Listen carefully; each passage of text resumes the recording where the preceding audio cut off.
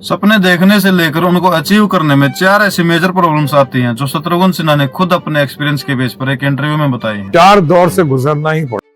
पर कई लोग हार मानकर अपने सपने बीच में ही अधूरे छोड़ देते और जो इन 4 स्टेप्स को पार कर लेता है वो इन सक्सेसफुल लोगों की लिस्ट में आकर खड़ा हो जाता है। और जिनमें से पहला है उपहास।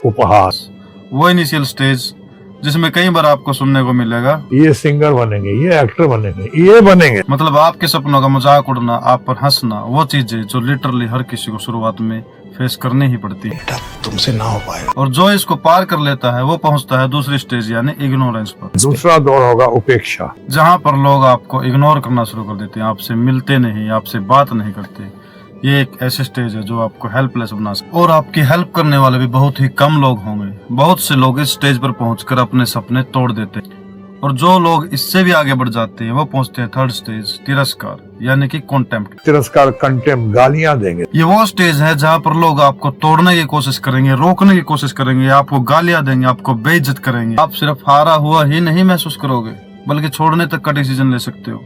अगर आपने इसको भी पार कर लिया और लोगों को लग रहा है कि यह बंदा तो ग्रो कर रहा है, तब आती है last and final stage, suppression यानी दमन। तो चौथा होगा दमन। और पूरी कोशिश की जाएगी आपको सप्रेस करने की, पैसे के साथ, पावर के साथ, कई तरह के फोर्सेस के साथ। और जो इंसान इन 4 स्टेजेस को पार करने के बाद भी खड़ा रहता है उसकी जिंदगी में फिर वो दिन आता है कि जो लोग उस पर हंसते थे, उसको इग्नोर करते थे, उसको तोड़ रहे थे, वही लोग बाद में कहते हैं कि हमें तो पहले से ही पता था कि बहुत आगे तक जाएगा। इस बाप को तुझ पर नाज है बेटे। इस दुनिया की दी हुई तकलीफ का ना एक ही जवाब होता है, इतना ऊपर चले जाओ कि नजरें उठाए बिना देखना मुश्किल हो जाए।